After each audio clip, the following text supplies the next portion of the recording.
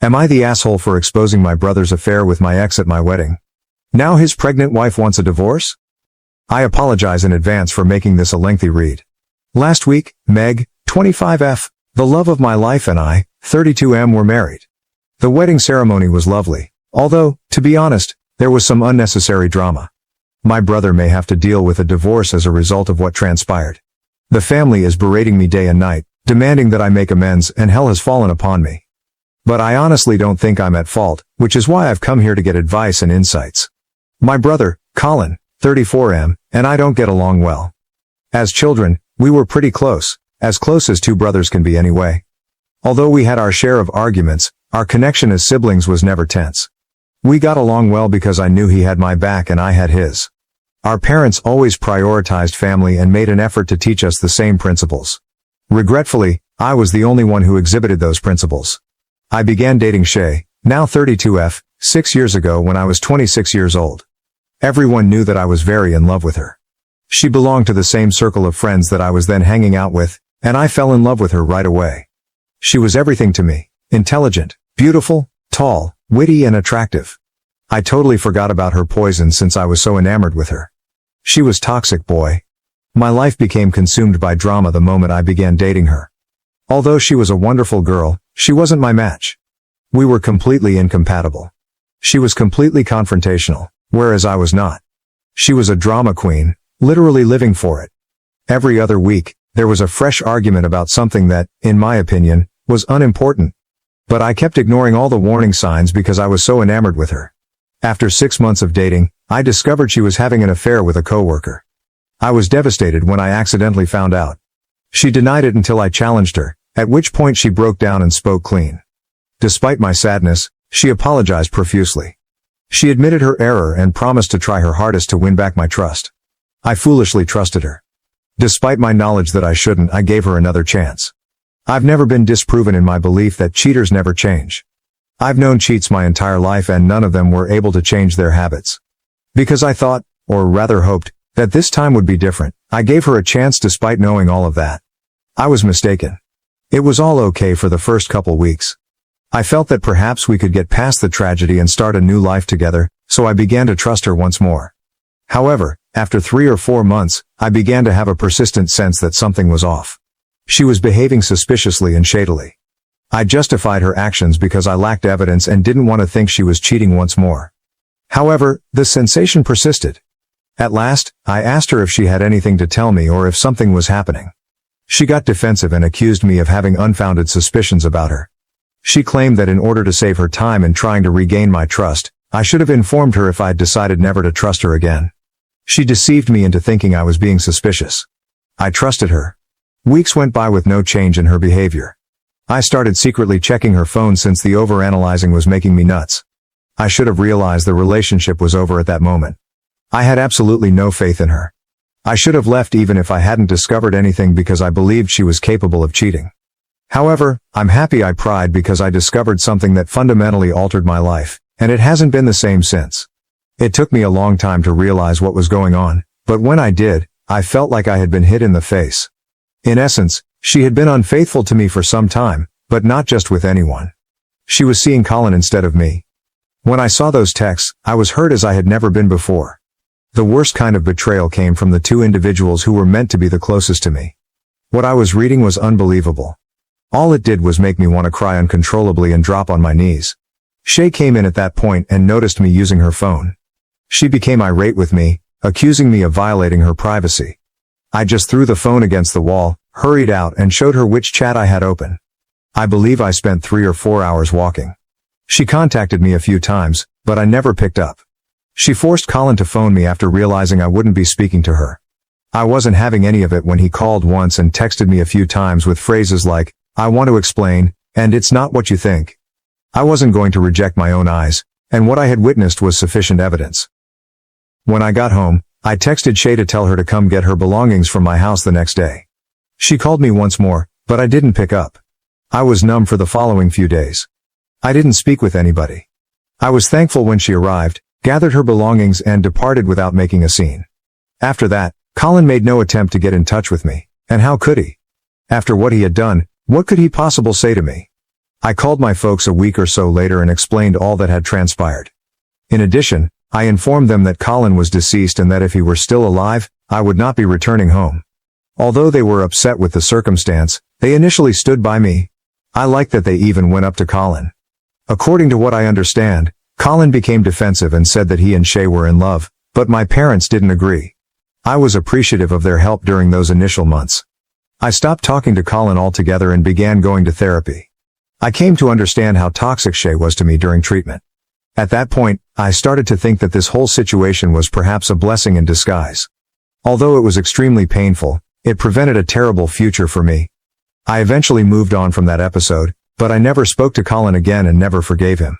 I met Meg a few months later, and the rest is history. When we first started dating, our relationship was calm and pleasant, very different from the turbulent one I experienced with Shay. It wasn't until we decided to get married a few years later that I told my family about Meg. She was fully aware of my predicament with Colin and my reluctance to introduce her to my family. My folks were overjoyed when I eventually presented her to them and announced our engagement. They expressed their happiness and complimented me. They did, however, add that this was a chance to patch things up with Colin. I felt hurt and astonished. Given that I had moved on and Colin and Shay were no longer together, my mother proposed that we move on as brothers and leave the past behind us. I informed her that I would never forgive Colin for betraying me, but I made an effort to remain courteous. It was about my brother's ability to do something so terrible to me, not about Shay.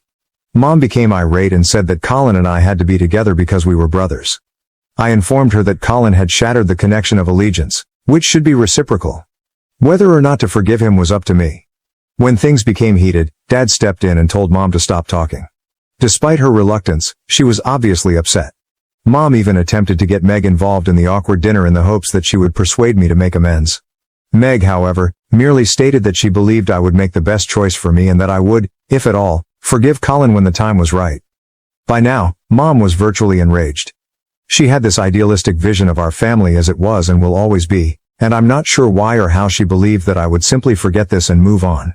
She refused to acknowledge that the farce was over and that the family would never return to its previous state. Mom agreed when Dad told her that the subject would not be discussed again. After a period of tension, things between us gradually improved. I had nothing to complain about because she made an effort to be extremely careful of limits and didn't bring up Colin again. I had no idea that my parents were plotting an intervention and were prepared to spoil my wedding. Both Mom and Meg's mother participated in the wedding preparations. She was aware of the dress code, the number of guests and all the preparations ahead of time.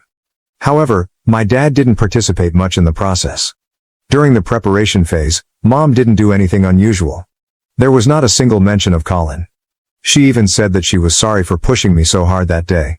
She said that she had believed there could be a chance for reconciliation but that she was mistaken because Colin had harmed me in the most worst way imaginable.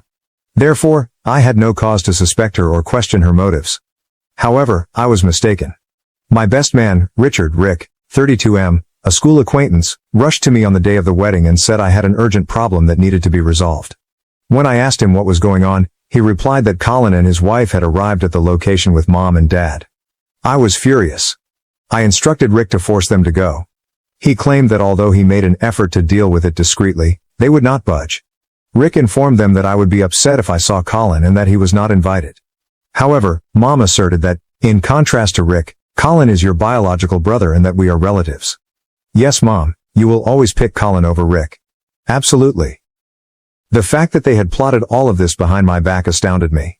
They had to give me an explanation right away. What the devil was going on? I asked my dad over the phone. He explained that they felt it was important to include Colin and his wife since they didn't want the family to think there was a divide between the two brothers. He requested that I simply put on a show for a few hours, after which they would depart and we could all act as though nothing had occurred. He said that everyone would benefit from this and that it wouldn't harm me to comply for the family's sake.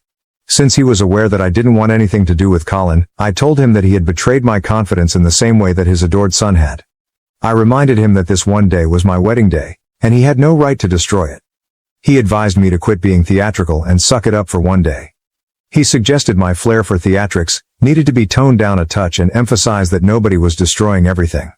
I ought to have questioned him about why on my wedding day, this familial act was so important yet nobody cared to do the same for Colin's. I was too angry to think clearly though, and I had no idea Colin was married. I didn't think of such things until later. I was just blindly angry at the time. I wanted to rush over and yank them all out by their collars. Whether it created a stir or damaged the family's reputation didn't matter to me. All I wanted was for them to be gone. At that point, Rick approached me with a far less aggressive and more vengeful plan. He proposed that there was only one method to exact revenge on everyone, and if I was cool with it, we could carry it out immediately. Though it was too dramatic for a wedding, the notion felt interesting. Meg's big day was too important to me to spoil. I promised Rick that I would consider it and get back to him. Meg had seen Colin and his wife, but the wedding ceremony went off without a hitch. She wanted to know what was happening. I gave a quick explanation of what had transpired. I drew her aside after the ceremony to ask if she was comfortable with my carrying out Rick's plan. After some hesitation, she finally stated that there was no better time or location than right now if it was what I needed to do to put my family in their proper place. She was totally behind me. I love my wife God. After thanking her, I advised her to relax and take in the drama. Some stood up to speak when family members and close friends were present for the toasts. Rick laid the groundwork for me by initiating the entire process. We had a straightforward plan. I would toast Colin and tell him about his affair with my ex-girlfriend, which caused our split. Colin and my parents would suffer greatly because I intended to go into great depth in my speech.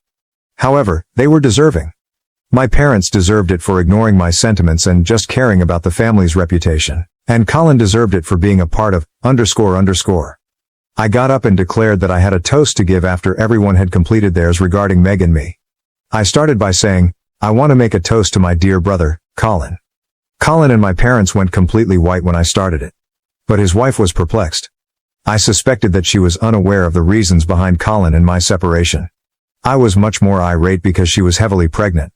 Why would he parade his pregnant wife around at my wedding? I got the impression that his only goal was to steal the thunder. In any case, I went on with my toast. I mentioned that Colin and I had been brothers for a very long time and that I still wanted to appreciate him despite the fact that he had stabbed me in the back in a manner worse than an enemy. Why? Because I ended up with Meg because of his betrayal. I continued by explaining how, at the age of 26, I fell in love with a girl who wasn't the proper fit for me. However, I was too young and naive to see all of her shortcomings. I didn't decide to break up with her until she did the worst thing. I then informed everyone that my ex-girlfriend had cheated on me with my brother, dropping the bombshell. The final blow that caused us to split up, my healing process and ultimately my meeting with my wife Meg, was that betrayal. I also didn't spare my folks. I claimed to have harbored resentment for Colin for a very long period, to the extent that we had not spoken for 5 years. However, I was happy that my parents had decided to bring him and his wife in covertly so that I could at last thank Colin for bringing the right people into my life. Although I am aware that my parents were embarrassed, I wanted that very much. They had crossed all of my boundaries, and I wasn't going to give them away so lightly. It sounded as though my mother might burst into tears at the sound of the crowd's gasps. I had shouted it all for everyone to hear, and there was no way to defuse the situation. Colin's wife, whose name I don't even know, was staring at him in shock. Colin was unable to look people in the eye. He was completely embarrassed by it, and neither Rick, Meg, nor I did anything to lighten the mood. My parents were sitting there looking at the floor. Even though Mom was trying her hardest not to cry, her faint sniffles could be heard in the quiet room as Dad fidgeted with his fingers. I thought I could hear my heartbeat in the eerie silence because of how tense the mood was. I simply sat down and began eating after finishing my toast. Colin and my family were the center of attention, but no one spoke. At last, his wife stood up, apologized on his behalf, and expressed gratitude to us for letting them join in the festivities. Then she bounded away. I couldn't help but feel awful for making her go through this humiliation when she hadn't done anything wrong.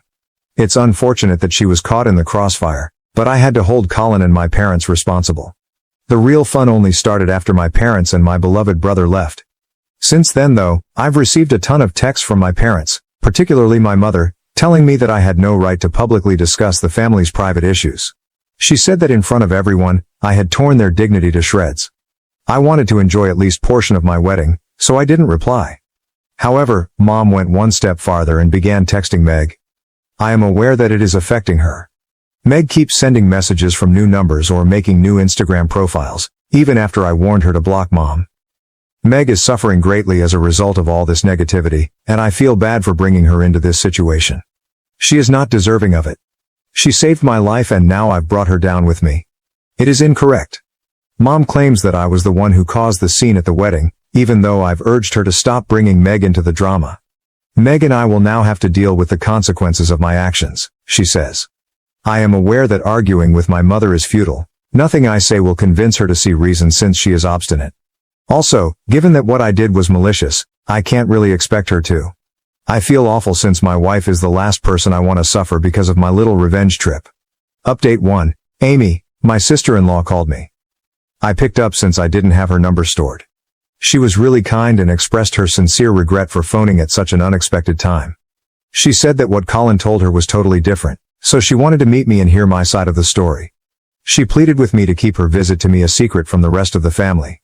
She didn't need to fear because I informed her that I don't speak to them anyhow. To be honest, I had conflicting feelings about this. However, Meg reminded me that Amy is expecting a kid and should be aware of Colin's true character. Meg is correct, despite the fact that this will probably lead to further issues. Amy needs to understand that she is not at blame. Since she has never mistreated me, I cannot contribute to her life being ruined. I thus consented to meet her. However, I'm somewhat anxious. I don't think things will work out well for Colin because this issue has gotten far worse than I had expected. Am I sorry for Colin? Not at all. That piece of __ deserves all the awful things that happened to him. I simply don't want to be caught up in family drama once more, especially if Meg is involved. Even though I know it won't go well, I still hope it does. I know that this drama won't end with me meeting Amy today because I witnessed her response to the entire outburst during the wedding. Update 2. I believe the meeting went well. I was quite sorry for her. She arrived by herself, and since she is pregnant, the baby could arrive at any moment. She appeared to have been crying. Fortunately, Meg was present as well, and she somewhat diffused the situation. Amy replied she wanted to hear the entire story again when I asked if she had any questions. I explained everything to her, including how I confronted Colin and how I learned about it. I also described how, due to family, Mom had been nagging me to get Colin and I back to normal. I inquired about the tale Colin had shared with Amy. According to her, Shay fell in love with Colin despite his claims that we were just friends. He claims that I ended our friendship because I couldn't admit that I had always harbored feelings for Shay. Colin claimed that he and Shay didn't start dating until a year after I stopped communicating with her, and even then, their time together was short. That was a total falsehood, I told Amy. I never cared to inquire or find out how long they dated, so I was unaware of it. I then inquired as to whether Colin's account of events had been supported by my parents. Amy declined. Colin informed her that my parents didn't like talking about me because I had cut everyone off and that it was a very sensitive subject for the family. She said that when she first met my parents, they hardly ever addressed me. I inquired if she had received an invitation to the wedding from my parents. She claimed that Mom was primarily pressuring them to go. Since they hadn't received an invitation and Amy was aware of the animosity between Colin and me, she didn't want to attend. But Mom basically used blackmail to get them to go. Colin didn't want to go either, Amy clarified, but Mom insisted that we let bygones be bygones, and be a family again, for the sake of the kid. She didn't try to check with me because she assumed that I might have told Mom that I wanted Colin there. Furthermore, she never thought that reality would be so different and completely upend her life. Although I felt terrible for her, I was at a loss for what to do. I advised her to contact me if I could be of any assistance. Because my brother is a terrible person who not only betrays his brother but also lies to his wife, I don't want her to suffer. She was really furious about the whole situation, which suggests that she plans to proceed with a divorce. All I can hope is that she has a successful outcome. It's challenging to be a single mother. Update 3. Amy has submitted a divorce petition. My father called to let me know. He isn't holding me responsible for everything that occurred, in contrast to Colin and my mother. He simply told me to keep my distance from Colin because he's going through a difficult moment and might try to get in touch with me. I informed him that until they chose to invite Colin to my wedding, I had been avoiding them. He didn't answer that. My mom and Colin are apparently attempting to contact me, but I'm secure from their assault because they've been blocked everywhere. Although I am unaware of all the specifics of the divorce, I am aware that Colin is not handling it well because he really loves Amy. I can't help but feel a little smug about karma finally getting back at him. However, I feel sorry for Amy and Meg, and we want to provide Amy with assistance when the baby is born. What about Colin? I have no regrets or feelings of guilt. He is deserving. He purposefully broke me once, and now he's broken himself. When you violate someone's trust and let them down, that's just the way it goes. Thank you for watching. If you haven't subscribed yet, please do so and hit the notification bell to stay updated with more shocking real-life stories happening around you.